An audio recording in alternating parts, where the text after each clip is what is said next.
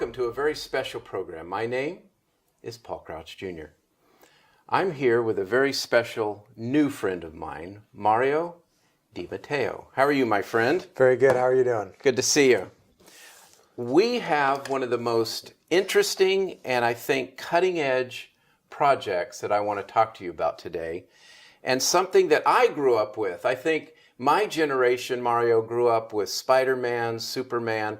Comic books was a huge influence on us, and there really wasn't a very strong Christian influence in the comic book world. I mean, we all know about the Hulk and DC Comics, Marvel Comics, but you have done something that I think is so interesting and so unique called Paul the Apostle, a graphic novel. Tell me about it. So I too grew up with comic books, and I love comic books, and I loved comic book movies, and I was looking for Christian comic books that would fit the world that I grew up with superheroes and Star Wars and Narnia and these creatures, Lord of the Rings, and we just couldn't find anything that fit that bill that we really enjoyed, that world that we loved living in. So that was the idea, to create a biblically based Paul the Apostle educational comic book that went through the actual story of Paul the Apostle, but set in this science fiction universe that is similar to the worlds that I loved growing up in. Well, and that's exactly what I was going to say. It is so unique when you look at it, and the artwork is just first class, and the storytelling is first class. But it really is kind of a marriage of the Bible and Star Wars in a certain way, because it's very futuristic, science fiction-y. Where did that come from?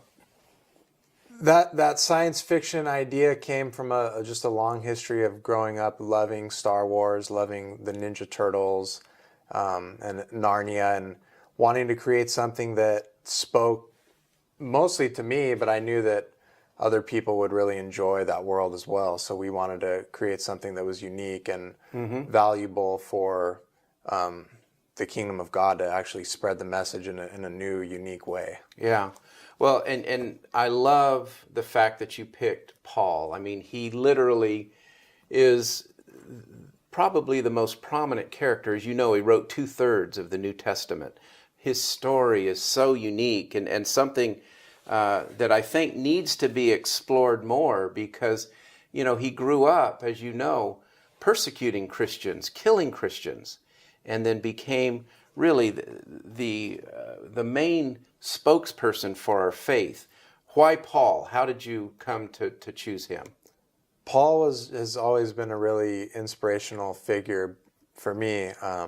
His transformation is such a big part of my life, and part of, I think, all of our lives and our walk with Jesus. Most of us weren't just born into Christianity, but had to, well, for me personally, had to find it. And that transformation from almost my old life to my new life and walking with God has been a really important part of everything that I'm doing. So picking Paul was just something that I think just came naturally. Yeah. We've all, I think, had our own Damascus Roads experience at some point.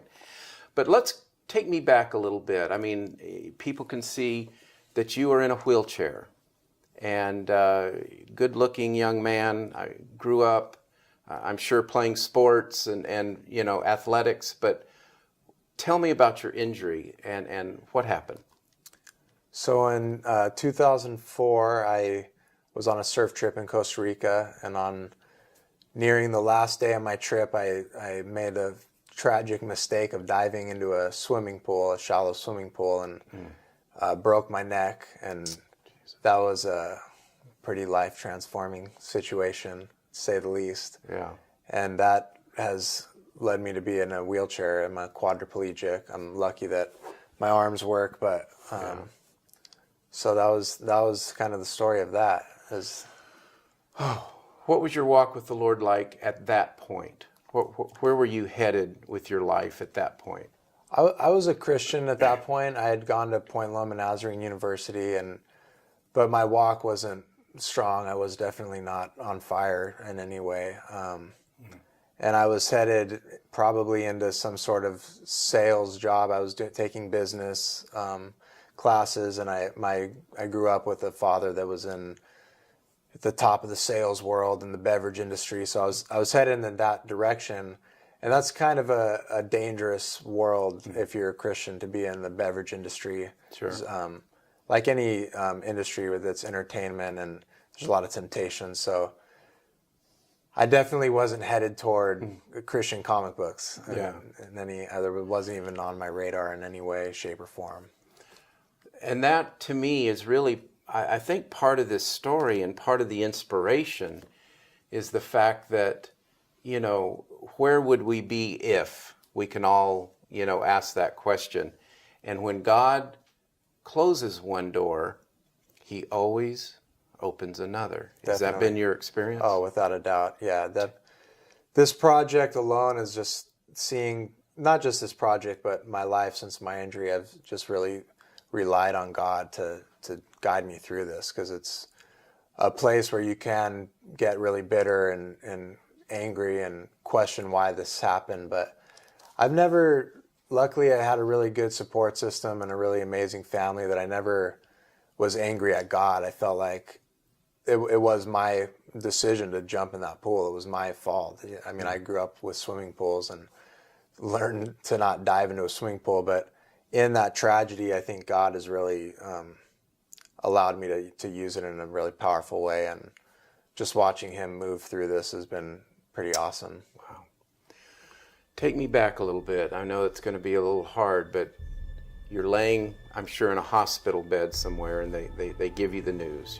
You've broken your neck. You probably will be a quadriplegic. What goes through your mind? Yeah, it's the disbelief. It's hard to believe. I realized it pretty much immediately when I hit the bottom, and I was underwater, and I knew. I was like, man, I'm paralyzed. And then I woke up. I actually drowned, and my friend, who had just learned CPR 2 weeks before the trip, he brought me back to life. And in the ambulance, guy speaking Spanish, and my cousin was bilingual, and he was asking me questions. Hey, do you feel your legs? And it's like, no, man. And at that point I knew, and it was tough. And I woke up, and my dad had flown down immediately, so he was there, and it was just a fog, really, like a cloud. It's hard, not much you can think about other than this is never going to be the same. Yeah. Oh, my word. Is it harder on you or harder on your family? I think it's been harder on my family, to be honest with you, because I was a college athlete, and you have this vision of what your son's going to be, and this is not usually in the manuscript that This is going to happen. So it's been definitely tough, but I have very strong parents and a sister that's very strong. So they've gone through it, but I've always tried to keep a positive attitude. It's not always been sunny skies, but for the most part, I've been positive and strong through this whole thing. Well, it's amazing, because I see the Lord literally shining through you and through your eyes, and it's incredible. What would be your advice to other people, other families that could be watching this, that are dealing with tragedy or an injury or a death of a loved one? What's your advice to people? I think coming together is the most important thing, and prayer is very important, but showing support has been the hugest thing for me.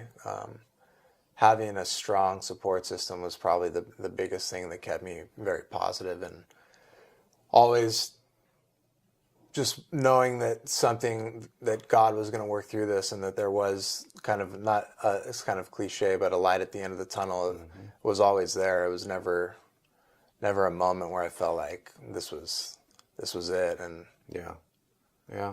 So support is really, really important. Well, getting back to this Paul the Apostle, a graphic novel, again, the quality of this thing, I'm telling you, is second to none. Tell me about what it takes. What does it take to do something like this? Because this is not your typical comic book. This is something way beyond this, and you're talking how many pages? It looked like probably 100 or 125 pages, which is, like 10 comic books almost, at least the ones I grew up with. What does it take to do something like this?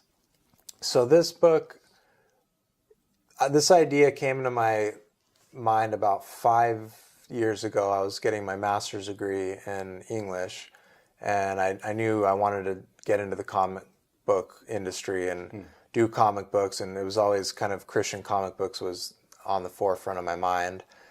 And I thought about this idea of doing a science fiction graphic novel and based on Paul, and I had no idea how to get it done at that point. I didn't know how to write a comic book, didn't know how to do anything. So I think it was God that started opening up doors, and he opened up one door, and I met a guy named Brett Berner, and he was a Christian comic book publisher who had published probably 20 books at least for Zondervan and for other comic book Christian publishing companies, and he kind of agreed to teach me how to produce this thing and to get it done based off that idea, that just early idea of a Christian comic book in a sci-fi world based on Paul the Apostle, and keep it extremely accurate to the story. That was very critical to me, that a child could read this book and actually learn the story of Paul. We didn't create rock monsters or like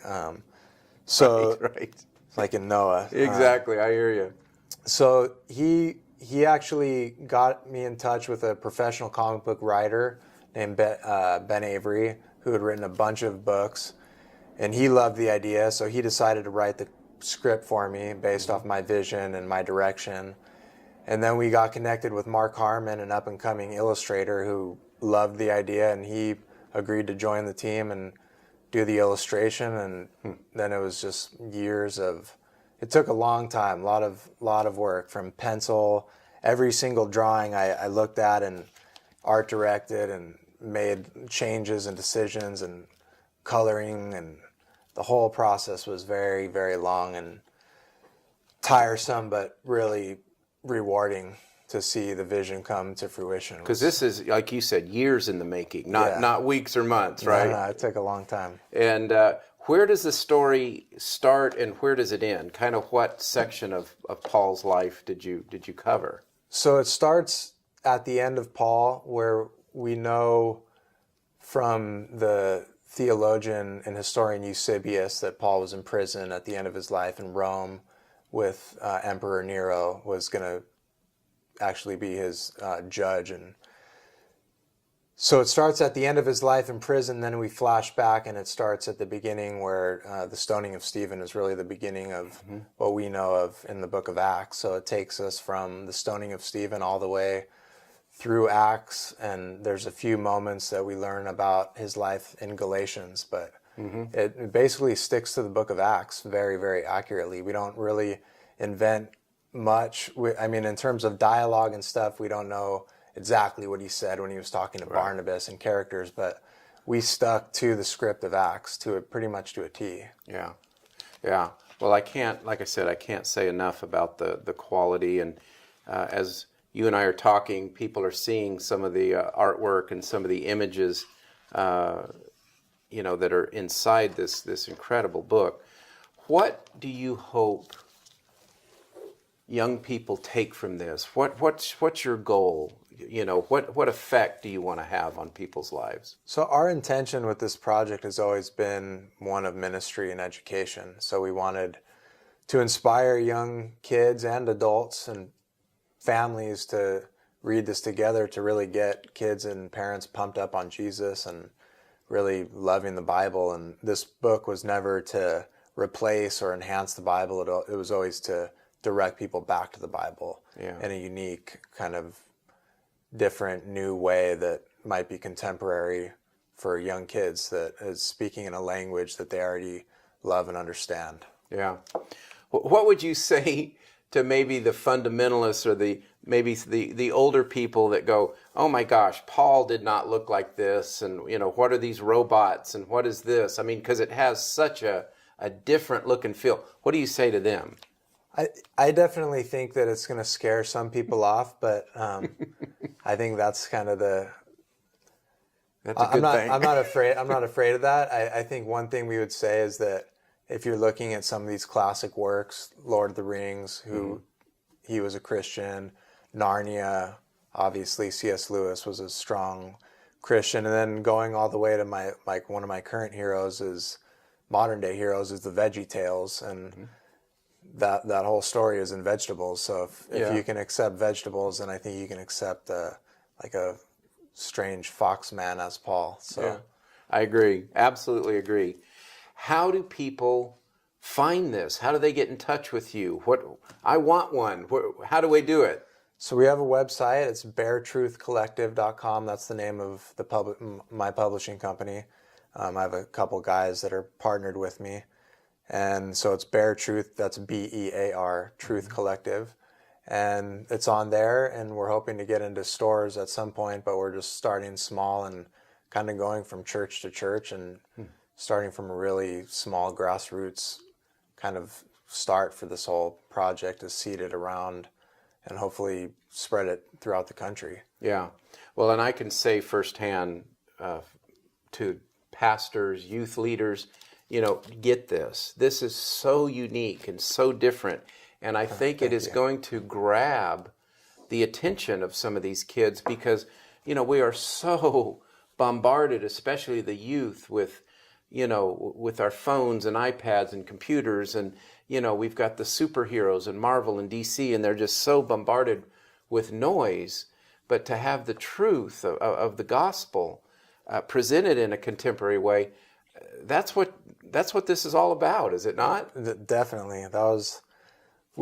Like I said, I love comic books, and I read comic books all the time, and I still read secular comic books all the time. I love storytelling, and to see a story unfold in a comic book is something that no other medium can really accomplish, maybe other than film, and I love film too. So this was something to create edifying stories that are really going to impact a child's life, an early child's life that's going into a world where everything is violence and sex on TV. So this was a really powerful, edifying story that can be put on that bookshelf next to Spider-Man and Superman and see that Paul, and the thing about Paul's story is that he really is a superhero in the story.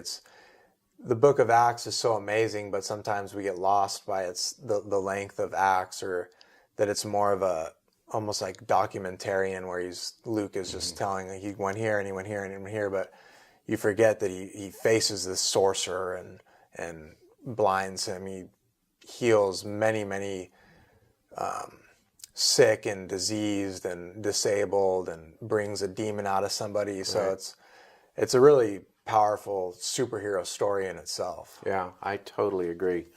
What's next? Who would you like to do in this graphic form next in the Bible? What are your thoughts? The next book we're definitely doing is going to be the story of Peter.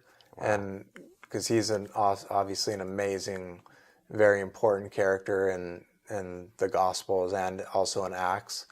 And that will be kind of starring Jesus. So that'll be the story of Jesus in this universe. And that was kind of a strange thing that we didn't know how we were going to portray Jesus. But Jesus, we could say, is going to be the most human-like character. We're not going to make Jesus look very alien-like. So that's going to be interesting in its own right to portray Jesus throughout the book of Peter. But I'm really excited to do that in that universe. And then if God willing it works out, I'd really like to do the whole Old Testament in this universe. Wow. Yeah.